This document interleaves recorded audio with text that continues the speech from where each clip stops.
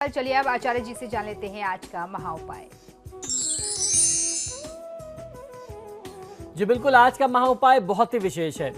भगवान को जब हम अपने घरों में पूजा करते हैं या किसी खास अवसर पर किसी विशेष उपलक्ष्य में कहीं आप मंदिरों में जाते हैं, किसी तीर्थ में जाते हैं तो भोग अवश्य लगाते हैं।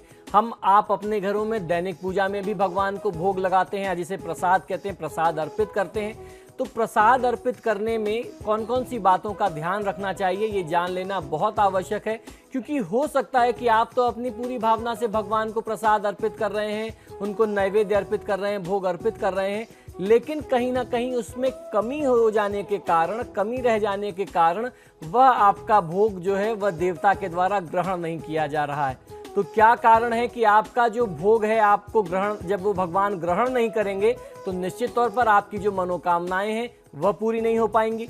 तो क्या कमी रह जाती है हमसे और आपसे, एक आम व्यक्ति से जिसको बहुत ज़्यादा धर्म कर्म की जानकारी नहीं है? इसी विषय पर आज हम लोग थोड़ी सी जानकारी और बढ़ाएंगे, अपना ज्ञानवर्धन करेंगे।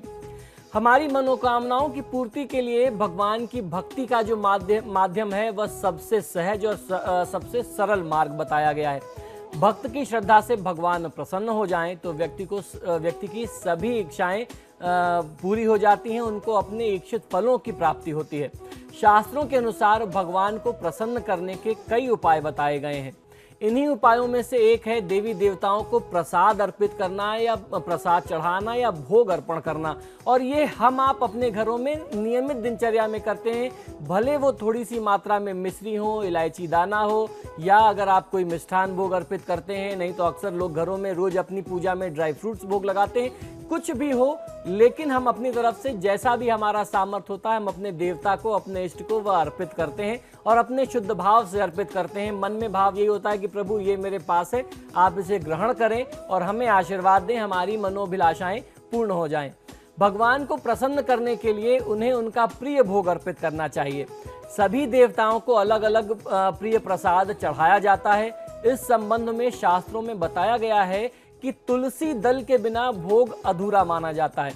अब आप यहाँ पे ये समझिए कि आपने बहुत अच्छे अच्छे भोग आपने एकत्रित कर लिए, आपने हर देवता का प्रिय भोग अर्पित कर लिया। एक उदाहरण स्वरूप बताता हूँ कि आज गुरुवार का दिन है।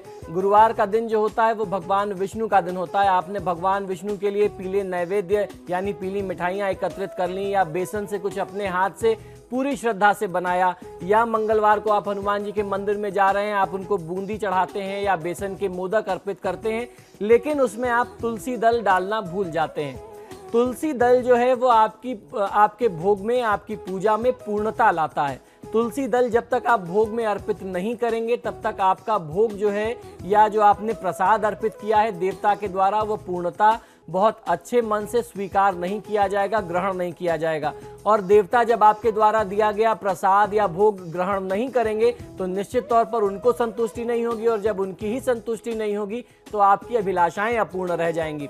ऐसे में बहुत सारे लोगों को मैंने ये देखा, बहुत सारे आचार्यों को मैंने ये करते हुए देखा कि अगर आप पूजा में बैठ गए हैं और आपके पास तुलसी दल उपलब्ध नहीं है तो किसी भी पुष्प का एक पत्ता, एक पंखुड़ी आप किसी भी पुष्प की उसमें अगर डाल देते हैं तो आपको फायदा मिलता है। लेकिन जो काम तुलसी दल करता है वह कार्य और कोई नहीं कर पाता। तो इसलिए आपको अपनी पूजा में जब आप भोग अर्पित करते हैं तो तुलसी दल, अगर मान लीजिए आपके पास एक ही पत्ता है, आपको भोग कई जगह लगाने हैं, तो तुलसी दल के टुकड़े भी तोड़ करके अगर आप डाल देते हैं, वह भी मान्यता हमारे धर्मशास्त्रों में है कि तुलसी दल का एक टुकड़ा भी उसको पूर्णता देता है।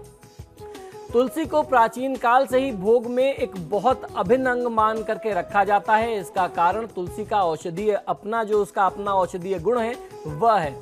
एकमात्र तुलसी में यह खूबी है कि इसका पत्ता जो है वह रोग प्रतिरोधक होता है, यानी एंटीबायोटिक होता है। इसमें बहुत अच्छे अच्छे गुण होते हैं। प्रसाद में तुलसी के पत्ते रखने से प्रसाद में भी इसके औषधीय गुण आ जाते हैं, जो कि हमारे स्वास्थ्य के लिए काफ़ी लाभदायक सिद्ध होते हैं, क्योंकि प्रसाद के साथ आप तुलसी को भी ग्रहण करते हैं, उसके पत्ते को भी आप ग्रहण करते हैं, चबा के खा जाते हैं। प्रसाद के बहाने से ही सही लोग दिन में कम से कम एक पत्ता तुलसी का ग्रहण करें तो उनका स्वास्थ्य बिल्कुल भी ठीक रहेगा। इस तरह से तुलसी स्वास्थ्य को देने वाली है, उत्तम और सर्वोत्तम स्वास्थ्य को देने वाली है, अच्छे स्वास्थ्य को देने वाली है, या यूं कहें स्वास्थ्य वर्धक है। तुलसी का पौधा मलेरिया के कीटाणुओं को नष्ट करता है। यह हम सभी जानते हैं कि तुलसी के पत्ते यदि पानी में डाल दिए जाएं और उस जल का उपयोग हम लोग पीने में करें या उस जल को उबाल करके रख करके ठंडा करके पीने में प्रयोग में लें तो कई सारे रोग और दोष, शारीरिक दोष, कष्ट दूर हो जाते हैं। इसलिए चरणामृत में भी तुलसी दल का पत्ता, आपने देखा होगा कि आप जब मंदिरों में जाते हैं तो चरणामृत जो मिलता है उसमें भी तुलसी दल का पत्ता होता है। तुलसी ब्रह्मचर्य की भी रक्षा करता है। रक्त विकार, वायु से संबंधित विकार, खांसी आदि का निवारण करता है। तुलसी तथा हृदय रोगों के लिए काफी हितकारी बताया गया है। इन्हीं लाभों को देखते हुए प्राचीन काल से ही प्रसाद में तुलसी के पत्ते का प्रयोग करने की एक प्रथा आरंभ की गई थी। इसके साथ ही धर्म ग्रंथों के अनुसार तुलसी को पवित्र और पूजनीय माना गया। इसको धर्म से जोड़ना या इसकी पूजा करना, पवित्र मानना, इसका औषधीय गुण ही सबसे प्रधान है। क्योंकि पुराने समय में जो लोग हुआ करते थे वो धर्मभीरु होते थे, यानी वो धर्म के नाम से ज्यादा डरते थे। इतने वैज्ञानिक लोग, आम जनता नहीं होते थे। तो हमारे ऋषि मुनियों ने उसको धर्म से जोड़ दिया कि आपको इनकी पूजा करनी और इनका प्रयोग आपको इस प्रकार से करना चाहिए। प्रसाद में इसका प्रयोग करने पर भक्त को अक्षय पुण्य की प्राप्ति होती है। तो आज ये जानकारी देने के बाद आशा करता हूं कि आज से आप लोग अपनी नियमित पूजा में ये कुछ बदलाव करेंगे। और एक बात बताता हूं कि एक बार हनुमान जी ने माता सीता से कहा कि आप तो बहुत अच्छा भोग बनाती हैं, आप तो भगवान श्री राम की सेवा करती हैं, एक बार मुझे भी आप अपने हाथ से कुछ बना करके खिलाइए, मैं भी संतुष्ट हो जाऊं आपके हाथों का प्रसाद पा करके। माता सीता ने रसोई में उनसे जितना सामर्थ्य हो सका उन्होंने सब कुछ बनाया और माता सीता तो स्वयं अन्नपूर्णा थी। लेकिन हनुमान जी की जो क्षुधा थी, जो भूख थी, वह शांत ही नहीं हुई। हनुमान जी तो डिमांड करते गए, भैया और लेते आओ, और किचन से सारी चीजें पकवान बन के आ रही हैं, हनुमान जी खत्म कर देते थे। माँ सीता श्री राम के पास गई, बोली कि आज तो हनुमान जी ने तांडव मचा रखा है और पूरे अयोध्या के राशन और अन्न खत्म होने की स्थिति में आ गए, हनुमान जी की भूख शांत नहीं हो रही।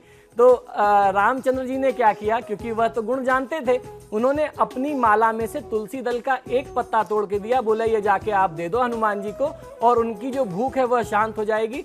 जैसे ही वह एक तुलसी दल का पत्ता हनुमान जी ने ग्रहण किया, उनका जो भोग था, उनका जो भोजन था वह पूर्ण हो गया। और जब वह पूर्ण हो गया तो उन्होंने माँ सीता को ये आशीर्वाद दिया, या माँ उनके मुख से ये बात निकली कि माँ आज के बाद से आपकी रसोई से, आपके घर से कोई भी व्यक्ति भूखा नहीं जाएगा। जो भी आपके दरवाजे पर आएगा वो किसी भी प्रकार की अपनी कामना लेकर के आए, हर प्रकार की कामना सिद्ध होगी। तो इस तरीके से तुलसी दल का ये चमत्कार हमारे धर्मशास्त्रों में बताया गया। ये रामायण का प्रसंग मैंने आपको बताया।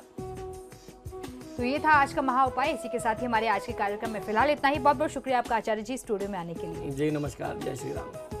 तो आपके सितारे में फिलहाल इतना ही, लेकिन खबरों के लिए देखते रहिए समाचार प्लस। नमस्कार।